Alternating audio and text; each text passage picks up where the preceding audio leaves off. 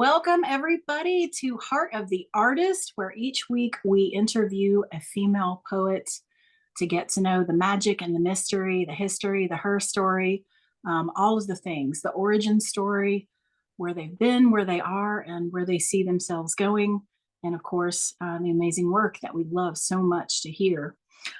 This week, I am super excited to announce that we are interviewing poet Sophia Falco. I am your co-host, Whisper Poet, my amazing co-host, Catalyst. Woo woo. So yeah, great interview this week. Poet Sophia Falco is absolutely amazing, beautiful imagery, so creative. She just takes you on a journey every time. So can't wait to get into that with her. But before we do that, we have our housekeeping that we do every week. So each week I have a line of the week that I like to read. And so our line this week comes to us from Gifted Johnson-Wilkinson.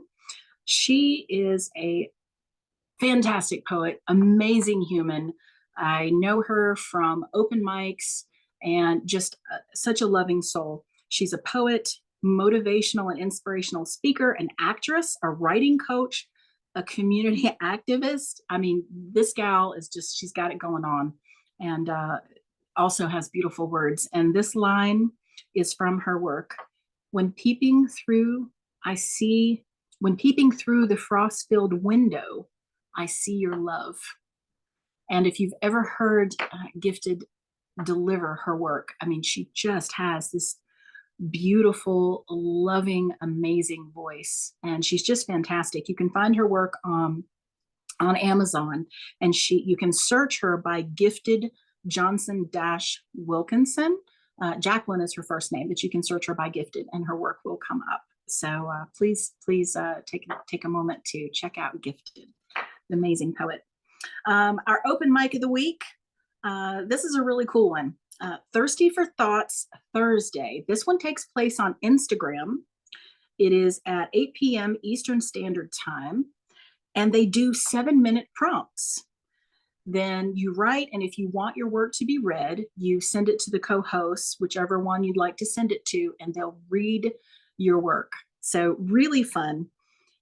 This open mic is hosted by Inspired Prose. One word there, no spaces or dashes or anything. Inspired Prose. The_paranoid_writer and Terra.June, Terra.June. They are so much fun. I have attended this open mic several times, and just super fun ladies. They the first time I saw them, they were drinking or they had tequila flavored chocolates or tequila filled chocolates. And I thought, wow, these girls are anybody with tequila filled chocolates. I got to check this out. So great fun at Thirsty for Thoughts Thursday. Our poetry contest of the week is on poetrynation.com.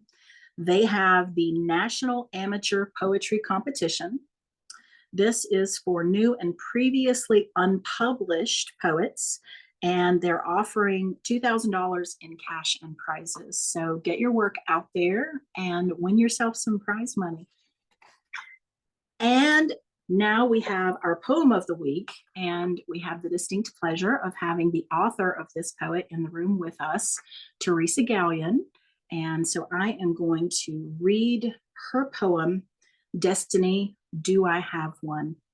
And Teresa is a fascinating poet, amazing author, and she is going to be our guest next week. So this is a fantastic preview of her work.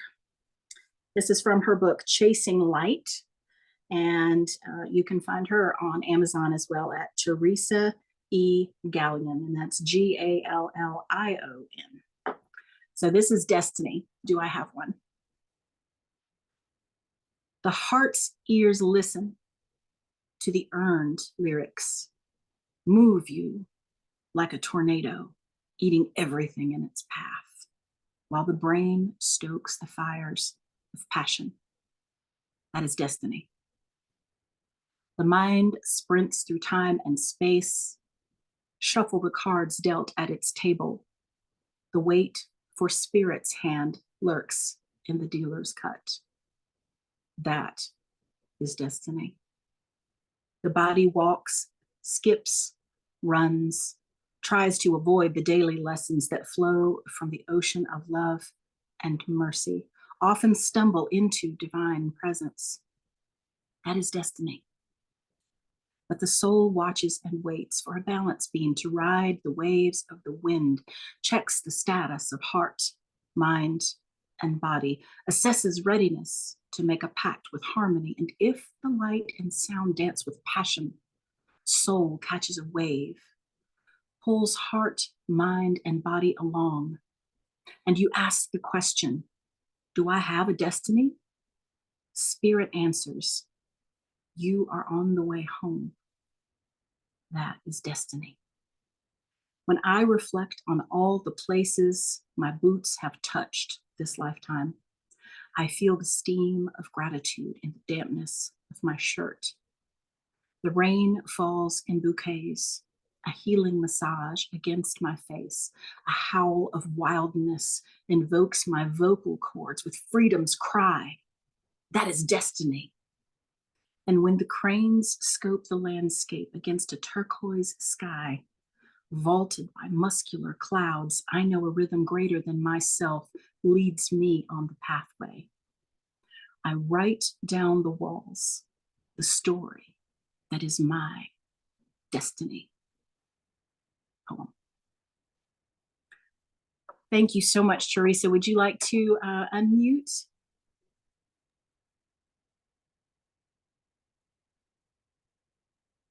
Okay, let me unmute, thank God.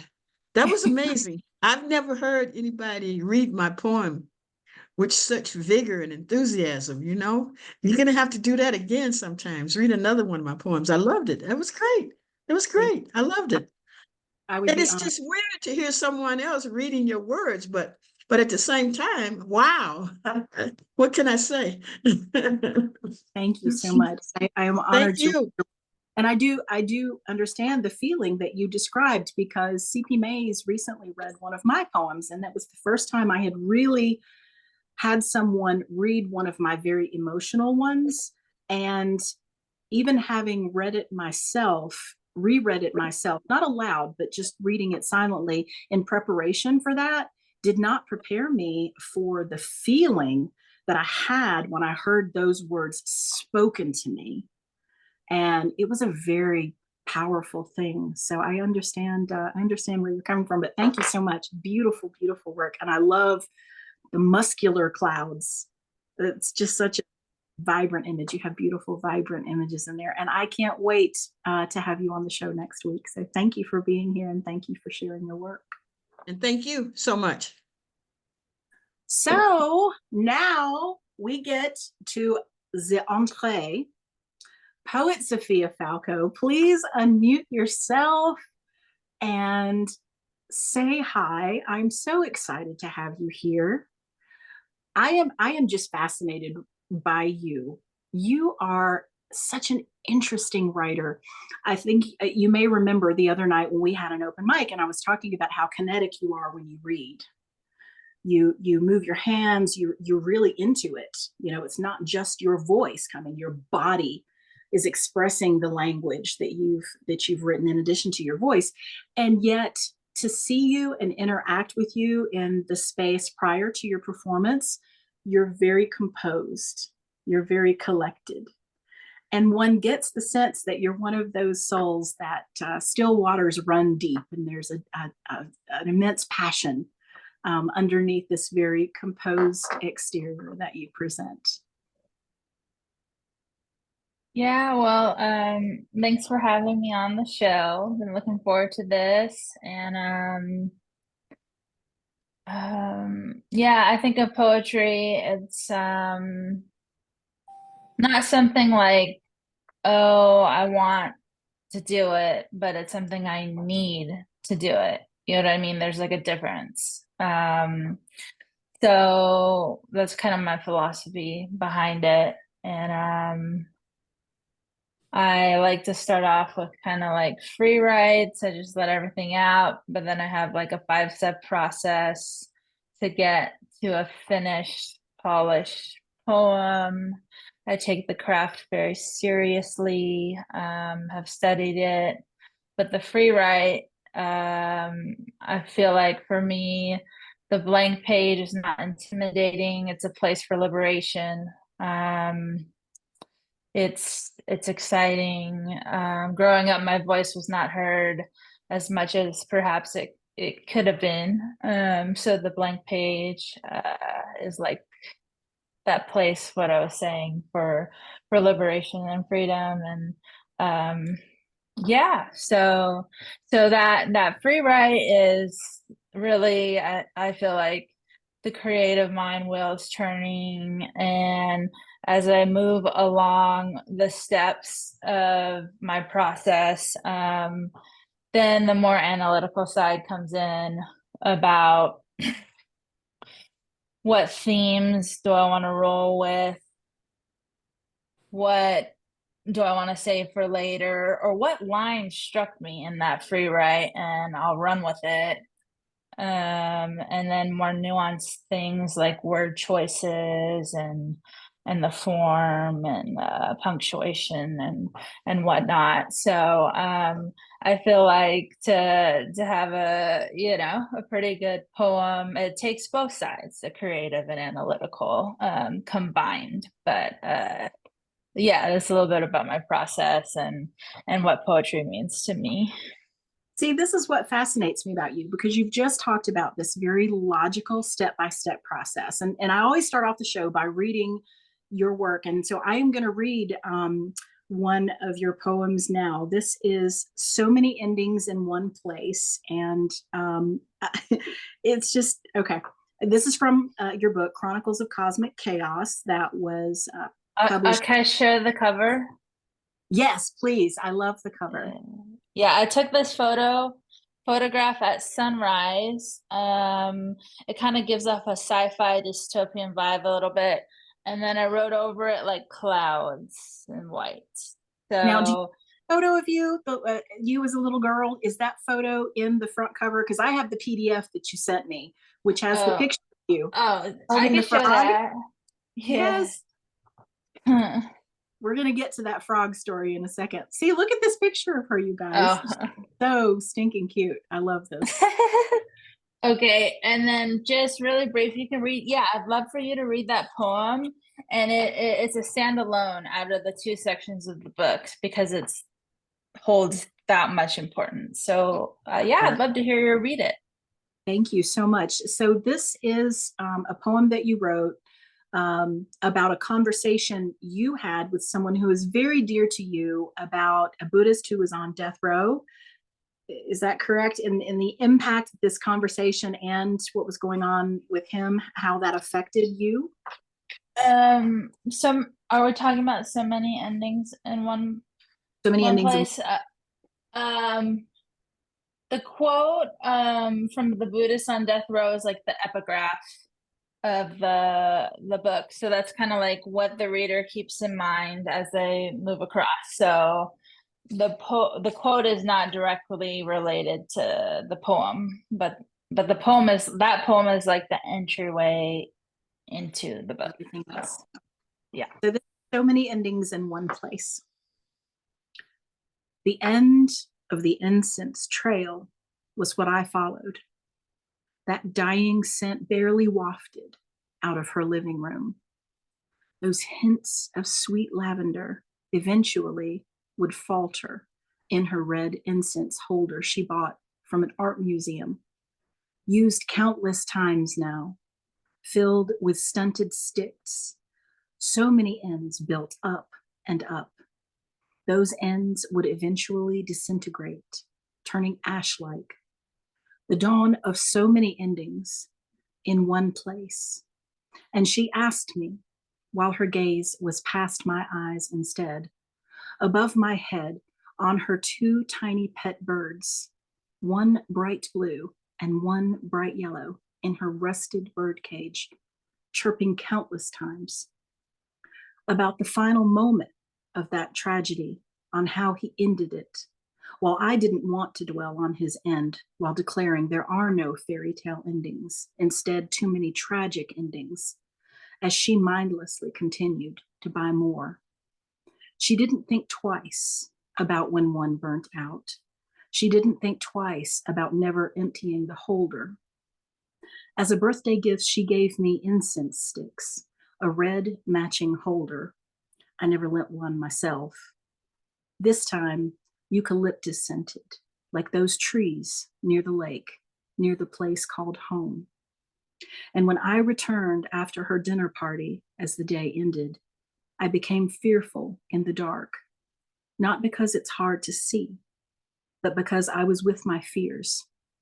And I didn't self-harm, so I didn't need to end that, but was so close, oh, so close to the beginning. Poem. Thank you. So that poem has intense meaning for you. And especially that last line, I read that last line and it just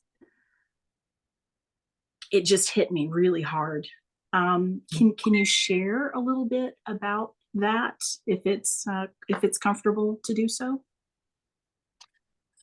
Yeah. I'm a mental health advocate. That's extremely important to me. I was recently elected to the Depression Bipolar Support Alliance. Their acronym is DBSA, to the California chapter board. So I'm a member. There's 9 members. I'm the director of the LGBTQ outreach, and they're poet laureate and in charge of their website and stuff. But it's open in my work and threads are woven. But I live with bipolar 1 for over a decade and PTSD, and I want to illustrate that, you know, we can achieve our dreams with the right support and treatment. And by no easy means has this been an easy road, but I express it through my artwork. And just a little bit about this poem. Let's see, I have the book next to me. So I wanted to do something counterintuitive when I kicked off this book, right? So the first poem, right, the starting poem is so many endings in one place. So the first poem, we're talking about endings, right? But then we flip it when we have the last line in that poem talks about beginnings. So I really thought hard about that. How do I want to enter thematically time, the themes of time, right? Because time can be measured by the amount of incense sticks being used, right? Because that's the measurement of time itself. Throughout this piece, it hints at this book is very intense. It hints at someone's suicide. In my life, my grandfather, I never met him. And then my own mental health struggles of thinking about self-harm and stuff. But so it really sets the stage, and it really said a place called home. It didn't say home, right? So that has its own the word usage was extremely important too, right? If I said near the lake, near my home, right, it would be completely different than what it says now, near the place called home, right? So so the speaker of the poem, they're not really sure. It's maybe a home, maybe it's not a home, they're not sure. So anyways, that's a little in-depth view of this poem, and I think it really stands alone and helps the reader have their mindset going into the book itself, and that's why it's not in any section. And again, like what amazes me is, okay, you remind me of a German sports car. Okay, if you've ever driven BMW, or any German sports car, right? There is such incredible engineering that goes into the car. And yet when you drive the thing, it just moves your soul. And I feel like everything you've talked about, you have this process, this very organized process, this very analytical mind that you're looking at all of these variables and things, and then the end product that we experience as your reader is just lyrical and ethereal, Mhm. beautiful, and it just transports you on a journey. And I love the contrast of those two things. I really do. I find it fascinating. One of the things that you spoke about is mental health, working through poetry, using writing to promote better mental health. And that is an area that I too am very interested in, and am fortunate enough to have the opportunity to serve in that area. And I wonder if you have experienced in your own journey the thing where sometimes it's like two steps up and one step back, because you sort of write and you do something great, but then you trigger yourself and it's sort of a back and forth, back and forth. Have you experienced that? Or if not, what has your experience been of using poetry to further your own mental health journey? Um, I hear that can happen, that, writers can get overwhelmed with certain topics, need to take breaks and stuff. For example, in my experiences, I will not write down my nightmares. So, that would just be over the top. So different things work for different people, but with my work at the same time, so like, say you have a book, you say the narrator of the book, right? And then in poetry, I learned recently, you say the speaker of the poem, right? So that gives a degree separation from the writer, from Sophia, right?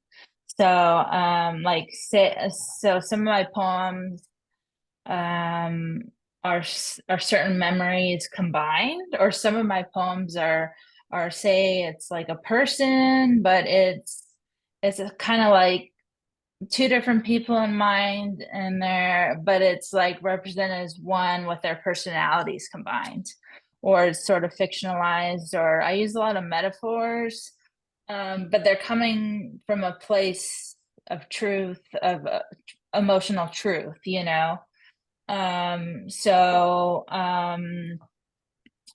anyways, um and maybe certain poems could only be written later, not right away, like retrospectively. So I like from the what time of the event. about sort of using language that sort of distances yourself. It's like you're able to analyze it, but do it in a way that's not too close to you. And we've talked about, you are a very analytical person. You have this very orderly process, and I'm that sort of that chaos gremlin, just emotion driven. And you've heard some of my poems. Everything that I write is very much first person.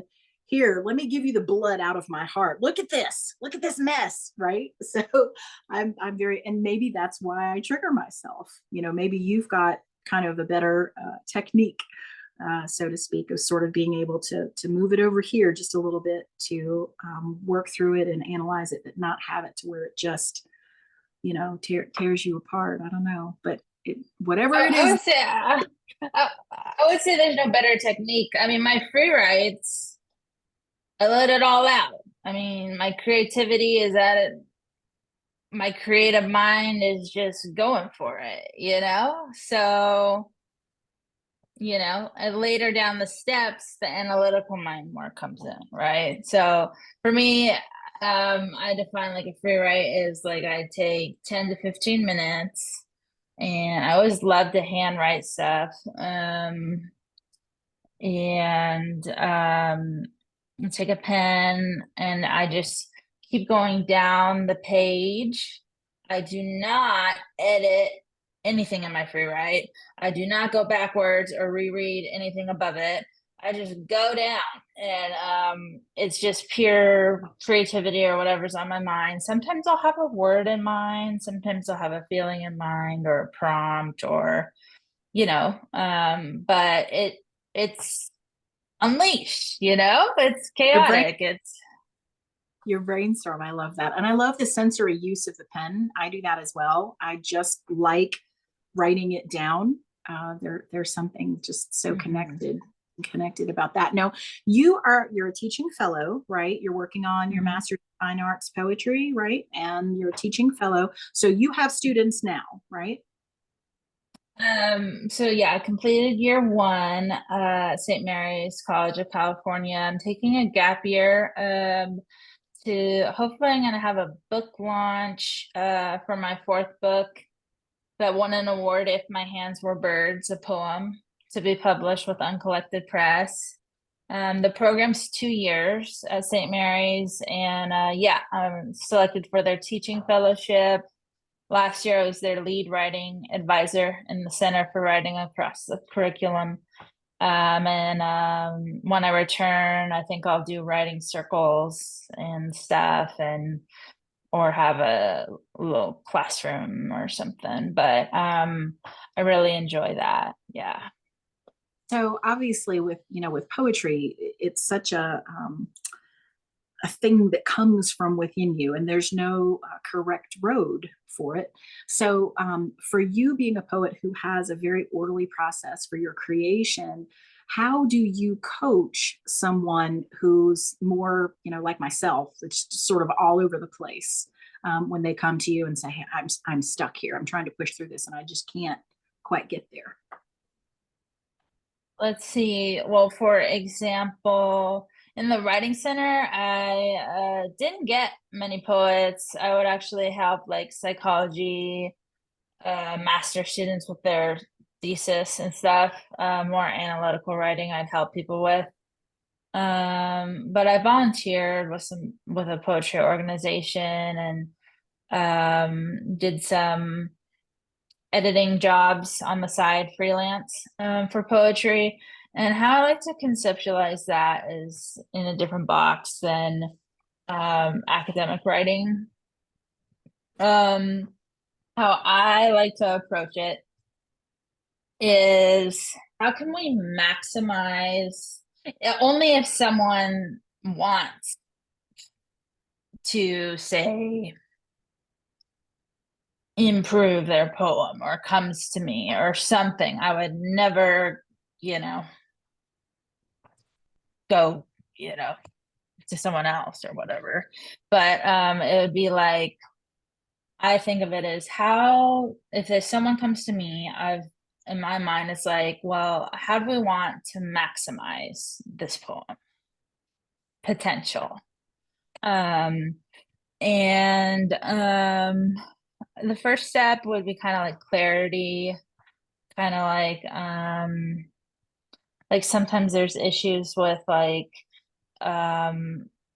sometimes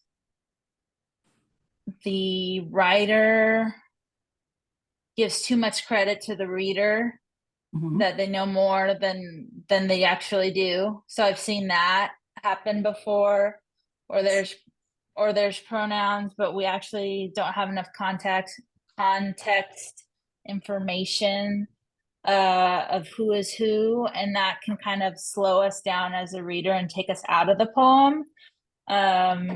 But it's really up to the writer. I asked what 3 goals do you have in mind for this poem to help like elevate it to its potential? And you see here, that's not a way to at any point judge the poem as good or bad. We're just maximizing the potential it could have. So that's a little bit about my philosophy on poetry. Assist. Love that approach. You're respecting the person's art, while helping them sort of collect their thoughts of where they want to go with it. I think that's wonderful. Would you like to read something for us? Because I know we would love to hear some of your work. Yeah, I'd love to read a poem. Yeah, let's do it. Excuse me, from Chronicles, since we're on that topic. I'll look through the table of contents and see what's fitting. Yeah. And I will say too, like listening to you in the open mics, when I see you in the list, you know, and it's your turn to read, I'm sitting there just waiting because I know I am going to hear just amazing imagery. Just you truly are an inspiration. You've been an inspiration for me. I've tried to emulate a couple of times some cadence stuff that you've used, and you have a very amazing, unique style. And even when I was looking in the book and was going to read, you know, your poem, the way that you space everything, you know, it's not like you sort of picture the traditional poem where you have a line and then another line and another line. It's conversational. It's almost like subconscious flow of words. And I don't know if you do this, but I order my lines in the way that I intend to deliver them, so that I can remember where I want to put emphasis, and you know, my line beginnings are where emphasis begins and ends and everything. And so with yours sort of being like a paragraph style, I had to make my own guesses as to how I would place emphasis, and I found that sort of fascinating to look in your mind. So yeah, I can't wait to hear what you're going to share with us. Yeah, and I would say like Chronicles has different forms for different poems, and I wanted to mix it up because to not have the reader, to just mix it up and have variety, but the form does have purpose for the subject matter of the poems. So and for example, I do think strongly of where the line break goes on the page, and then I take liberty when I perform them where I put emphasis. Because, for example, where I put emphasis sometimes, if I were to do that exactly on the page, like I feel like my readers would have trouble following the poem on the page. So anyhow, like a lot of attention does go into line breaks. But I think what since so many endings in one place was read, I want to read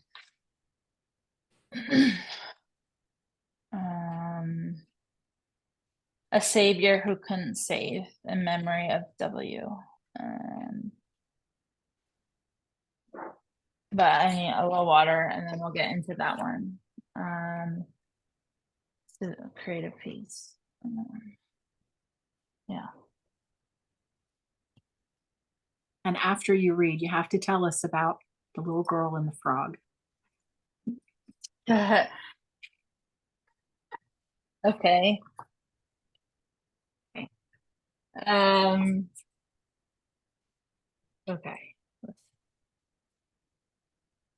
Oh, I have this on my screen. Let's see. That'll be easier for me instead of holding it. Yeah, but it was good to look through.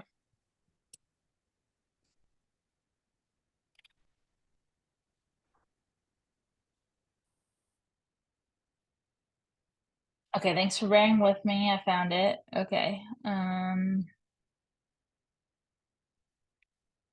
A Savior Who Couldn't Save, in memory of W.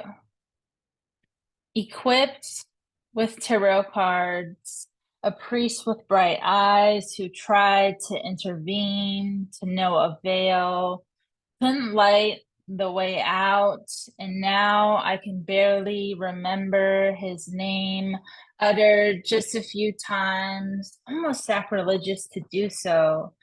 seeing him once in a black and white photograph, supposedly smiling, once a player on the minor league baseball team, buried secrets taken to the grave. I made a promise to myself. I will not end up like him. Still, this life full of strife to carry forward without my self-proclaimed wishing stone I stole from her.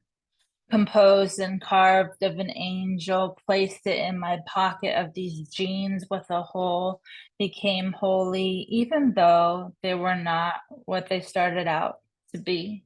Without him, without ever seeing a yellow butterfly, yet they were born in my stomach. I shook my head. The answer could have been finite or infinite answers why this occurred. She was 4 before I was born. No, I'm not up in arms about it. But that special day, no longer wishing to witness laughter, I walked the other way, out of my own 27th birthday party, to skip that stone in the lake near the place called home, unable to no longer possess a motionless representation of flights, places in heaven, actually empty spaces. Thank you.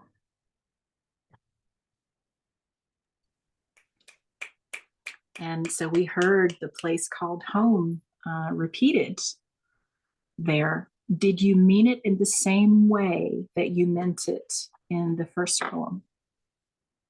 Yeah, same wordage, near the place called home. Mm-hmm. And was this person someone that you knew in real life, or is this a fictional character? No, this was my grandfather who didn't make it. So yeah. So it's the mental health advocacy is very important to me. That's beautiful work. Thank you so much for sharing that. Thank you. I want to hear about the little girl and the frog. I have a special affinity for frogs, and when I saw that picture, I just had to smile. And of course, I automatically wondered, like, were you that kid who was stubborn and wanted to dress herself? And I kind of thought that maybe you were. But tell us about that. It says, let's see. So the dedication for this book, I've had various dedications for my previous books, but by far this is the best out of the 3 because my craft has grown tremendously since the other ones. But If My Hands Were Birds is kick-ass, so you just wait and see when that one comes out. But anyways, I'm really proud of this collection. But so the dedication, it says, for my younger self, my future self, and my present self. And this was a photo when I was like 3 years old, and it was looked kind of sassy, or I don't know, and it was a toy frog, and I just thought it was fitting for the title, Chronicles of Cosmic Chaos in the 4th Dimension. But the epigraph holds a lot of meaning behind it. For my younger self, my future self, and my present self, because I'm still here, and in the past, I was suicidal with a plan, but I'm past that. But it's like we got to focus on the present and keep pushing. So anyhow, so the epigraph has big meaning for me. I love that about keep pushing. I don't know if you've seen it, but there's a meme of some sort of bird, probably a heron, and he's trying to pull a frog out of the pond, and he's got the frog halfway down his gullet, and the frog has got his hands wrapped around the bird's throat, like, never give up, right? And so I think that's fantastic. It kind of ties into your theme here. You're holding the frog, and this book is all about never giving up. And I love that. You have to keep pushing. And I'm so glad that you did. And I remember in the first poem, you made the comment, I didn't self-harm. So I didn't have to stop. And I thought, what a powerful thing to be in a place where you acknowledge that you have self-harmed, you could potentially do it again, and you're aware enough of yourself and your triggers and your emotional register that you can look at that and say, I'm okay. I find that incredibly powerful. And that speaks to someone who really has come through a journey, and has spent a lot of time learning about self. Mm-hmm. I have a dear friend who suffers from bipolar, and she has that similar quality, and I admire it so much in her. And I know her really well. And sometimes she will even ask me, am I doing this? Am I doing that? And she knows those things. And I think it goes to show the value of seeking therapy. I think we were talking about this, Catalyst, weren't we talking about this the other day, how therapy has become more normalized for women, and it seems like it's finally becoming more normalized for men. Yes. My gigs had mentioned that, and it was very powerful. I feel like Yeah. we all need to take that in just a little bit more. It's very important. Did you start writing from a young age, or did this happen more along high school, or when did you really get into writing? Yeah, you got to take the opportunities when they arise. In senior year of high school, I got a little project and started writing. And then at undergrad UCSC, my major is intensive literature with a poetry concentration. So I was introduced to amazing writers, like my favorite poet, Keve Akbar, Juliana Spar. She wrote a blurb, my review for this book, and I'm like honored, beyond honored. Wow. But she wrote a groundbreaking book, This Connection of Everyone with Lungs, and she broke apart form, and she was just a go-getter and a woman for a woman poet. It was like, let's go. And so I studied the craft more intensely, and speak Spanish. That's important.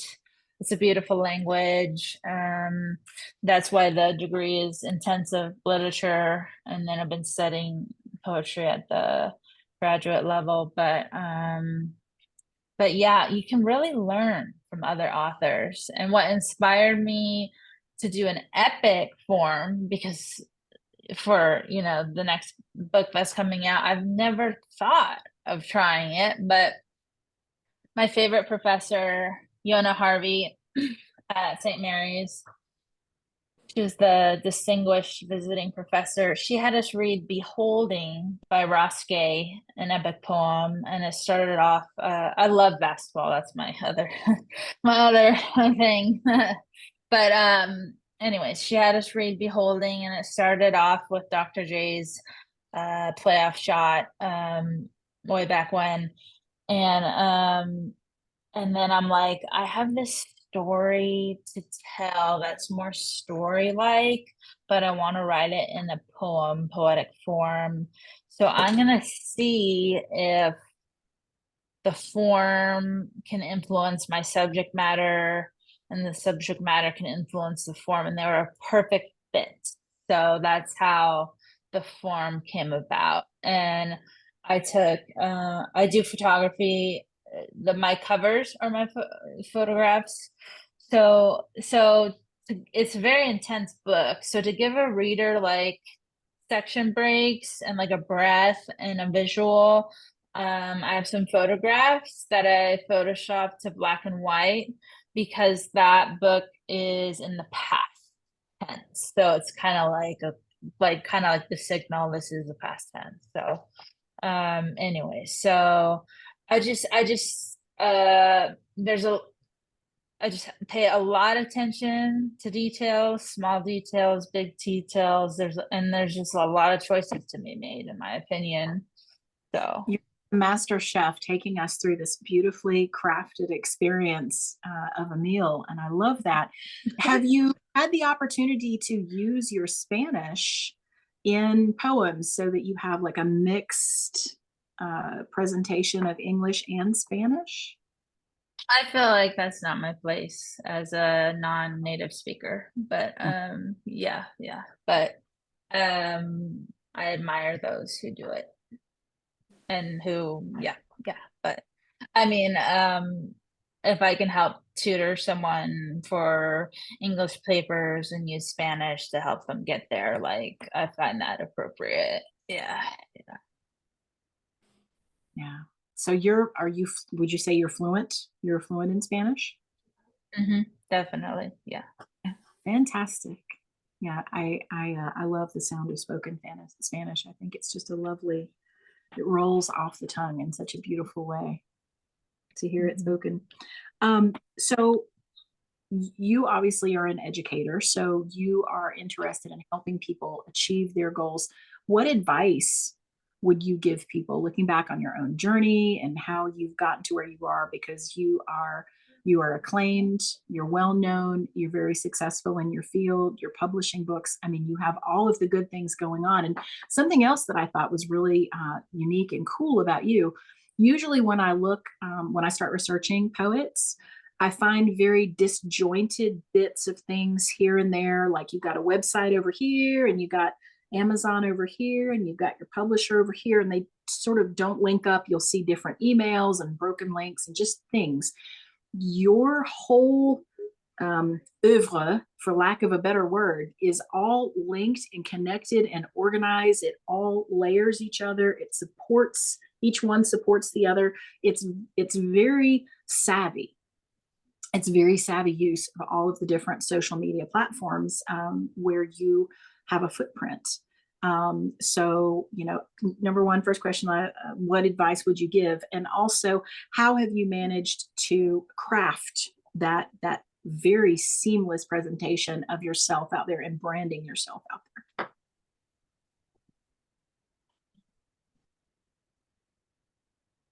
Let's see here. I started out with just a couple followers. And then over time, like grew with the poetry community. I met a lot of cool poets through Marissa Prada from Red or Green Books. So give a shout out to her for sure.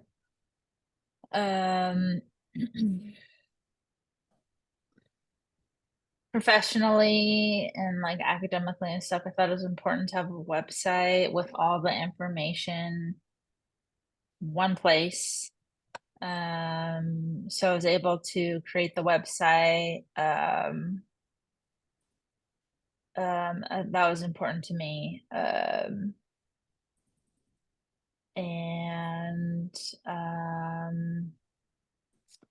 Yeah, and my publisher, he's a really cool guy, Henry Stanton.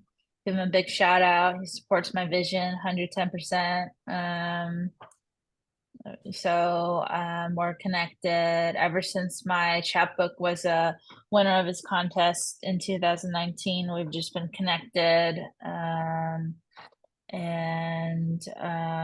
did for Instagram, I've done some like IG open mics and got some followers, but it's like kind of like be authentic. But I definitely use my Instagram as an author page. So I don't get too personal on that at all, because I respect my privacy and stuff. So and then I have like poems published in various online literary magazines and stuff that will pop up. It was cool to register with poets and writers, be in their directory. Just different avenues. I'm in some print anthologies, which is really fun. Like Moonstone Art Center, they're really cool. So recently, an excerpt from If My Hands Were Birds, that I read at open mics. Spike's Uncharted Flight is getting published by them, and so yeah, so it's like kind of like build up the momentum, you know. But it takes time, and it's kind of like, what's your goal here? Like your big goal, you know? So that's what I would ask myself. Like, what's my big goal with branding and whatnot? I think that's the impression that I got from sort of looking at everything. I got the sense that you are someone who has kind of, you've got a plan and an idea of where you want to go and where you want to end up. And there's nothing wrong with just sort of being along, you know, on the ride of life. Yes, So yes, nothing yeah. wrong with, but I can definitely get that sense that you've got a plan and you've mapped things out. Do you want to teach? Is that your ultimate goal? Yes, yep. I want to teach at a community college, at least that level. And what's bothered me and I want to inspire, for some jobs or listings, it's like I said earlier, I live with bipolar 1 and stuff, and can be treated and whatnot, with medication and therapy and different things.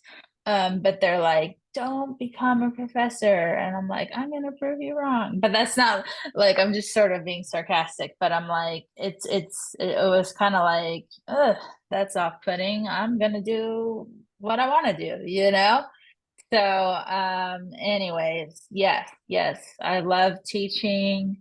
It's a challenge, but it's my passion, you know. So, anyways, and I feel like I have the interpersonal skills to do so. And I even took a class on interpersonal skills, and it was really fascinating. So,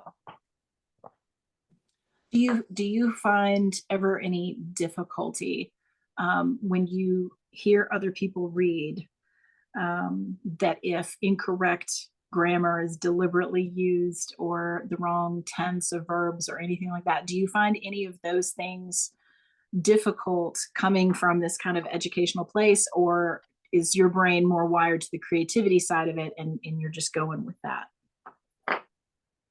sorry, can you repeat the question? Wait, if we're just at an open mic or something? Yeah, like if someone, you know, if they deliberately, because I do this, you know, I'll use the wrong tense of the verb and I'll do it deliberately. No, I'm not the type that's gonna analyze. I'm here for the imagery, the emotion, the excitement, the passion. I'm not thinking about that kind of stuff. So the art is what's driving you. Yes, yes. I love that. So ultimately, tell us where you want to be in 5 years. You want to you want to have your teaching certificate, published author. Obviously, I mean, you're prolific already. You've achieved so much. Yeah. To graduate from St. Mary's College of California, I have 1 year to go.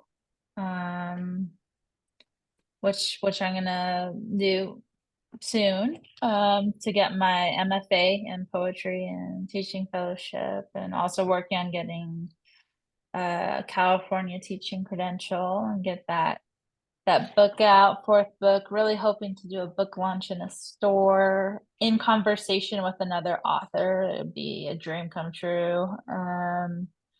And to get a job probably at a community college to teach creative writing, poetry or something. Now you're in California, right? Yeah. California. So do you find that do you feel like there are more opportunities being in that part of the country than other places, or do you feel like it's pretty equal? No, it's not equal. I love California, and as a member of the LGBT community, I wouldn't want to go to another state, honestly. So, yeah. Talk about your advocacy, because that's something that we really want to give space for, you know, on this show, is that, you know, all of these wonderful people that we've had the chance to have conversations with are doing things in the world, and you've got your footprint out there, and this is the opportunity to maybe make that footprint just a little bit bigger by talking about your advocacy. Maybe someone that hears this will be inspired and want to jump on that bandwagon with you, or maybe it would inspire them to go do their own thing, to do good things in the community. But yeah, share your advocacy with us, please. Yeah. Well, my fourth book definitely has much more LGBTQ themes woven through it. So that's heavily out there. So I'm proud of that. So hopefully people can connect and relate and not feel as alone. Not that they have to get the book, but it's there. It's definitely there. And to be true to yourself, and you don't have to tell anyone if it's not safe, or that kind of thing. But yeah, only recently have I become more comfortable. I came out in 2019, and yeah, and I'm 29, and there's no timeline for it, and a family member didn't like it, still doesn't like it, but anyhow, but we just got to support each other, as poets, as artists, and friends. And it's like, I think of it as like for example, like I live with bipolar 1, doesn't define me, and I live identify with the community, and that's one aspect, and poetry is another aspect of myself and whatnot. So I have like different facets of myself. And I was gonna say one more thing if I remember, but yeah, so we have different parts that make up ourselves. And Are there yeah. specific charities that you advocate for, that you would like to tell us about? I know, because you mentioned you're on the board of a mental health group. Is that a nonprofit that we should know about? Yeah. I think I just got elected 2 Sundays ago, so we're just getting the ball rolling. So more, stay tuned. And oh, I remember. And if you have to enter treatment over the course of time multiple times, that's okay. Like myself, my personal story, I've had to enter treatment inpatient multiple times to get to where I am. So there's not to be ashamed of. So anyways, yeah. Thank you so much for sharing that. I know that that's not probably an easy thing to have conversations about, but it's very brave to do it. And the more you put that out there, the more it normalizes it, and helps people understand, hey, this is not something to be ashamed of. Get the help that you need, get it the way that you need it, whether it's inpatient, outpatient, Right. over the internet. I mean, however you get the help. However the means, yeah. Absolutely. So thank you for being an advocate for that. And thank you for leading that and putting that out there and being an example. As a teacher, you have that opportunity to influence the people coming along behind you. And that's a great platform, not only to share love of poetry and creativity, but to share your passion for mental health advocacy. And you are a great advocate for it. So thank you for that. I can't believe it. The hour has flown by. Do you have any final thoughts you want to share? Do you want to read one more poem? You only read one. It looks like Debbie's hand has been up for a while. I'm sorry. So I was jotting down notes at the very beginning of this amazing interview, and we could probably have a panel with you for like 3 hours. And so, would you mind telling us what the 5 steps are in your process that you referenced at the very beginning of the interview? You had said you begin by doing free write, and you see what lines pop out for you and what themes. Were there any other steps you could give us as aspiring poets in your 5-step process? Yeah. Let's see here. And I can always, Debbie, send them off in an email to you personally, but I'll say them now verbally. But so I do a free write, which is 10 for me. My max time is 10 to 15 minutes. Get a blank page, you just go down, and I've been doing this process for a while. I typically fill up a page. I just go down. I don't go reread the sentence before. And then the second step is there a line that speaks to me? Or is there a theme that I uncovered? And then I save the rest. I never get rid of any parts of my free write. And then the third step would be expanding, like on the theme or running with the line. The fourth step would be thinking about kind of like the form, like how it looks on the page. And the fifth would be word choice and punctuation. That's just my own personal process. I know other poets have their own, but this is what I've been doing for a couple years, and it's solid for me. That's super helpful. Thanks, Sophia.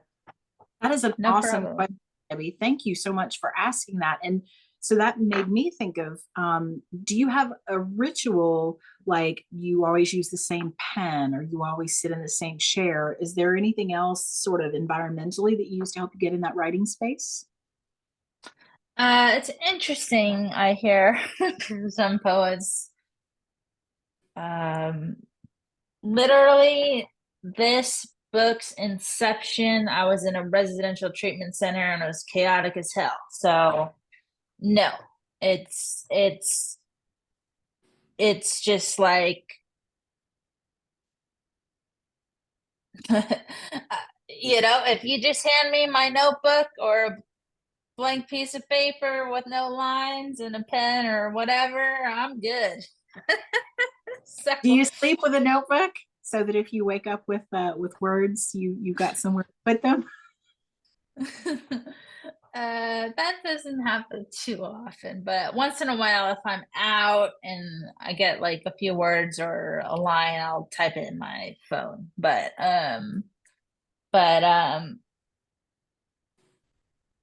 yeah, but other poets, it's fine if you have rituals that can assist poets, right? So to each their own. Some people do like to have like to go to the coffee shop or like to have a special pen or something, and if it helps, it helps. But I'm just a professor told me a while back.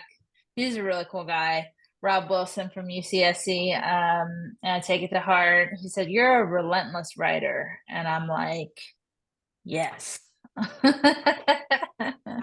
Take that, a relentless writer. That is excellent. Relentless writer. I'm writing that down. I mean, that's probably good advice.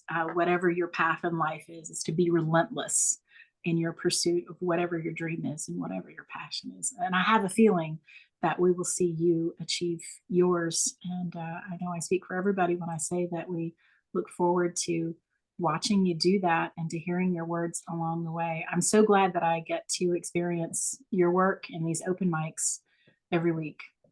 It's wonderful. And thank you so much for being here, for sharing with us, for making yourself vulnerable and subjecting yourself to the scrutiny. So thank you so much. And thank you for bringing your friends. I'm so glad that your friends got to be here to sort of support you and hear the conversation. So thank you so much.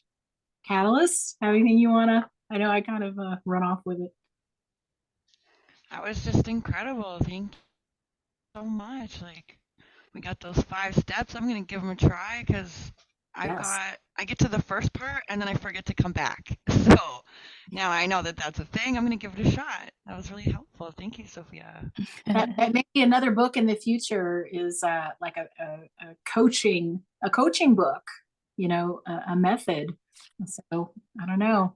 I just see lots of awesome things coming from you. So thank you so much for being here.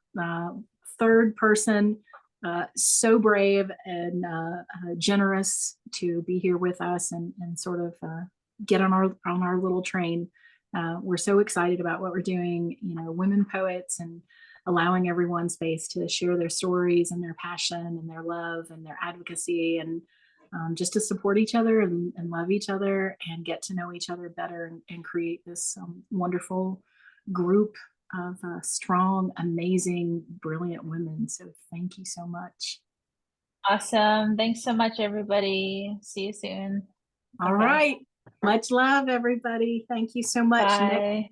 Next week is Teresa Gallion. Bye. So excited to speak with her. I hope that everyone, you will come back with us Tuesdays, 5 p.m. Eastern, Zoom room link, and we look forward to seeing you all. Thank you so much. Much love. Bye.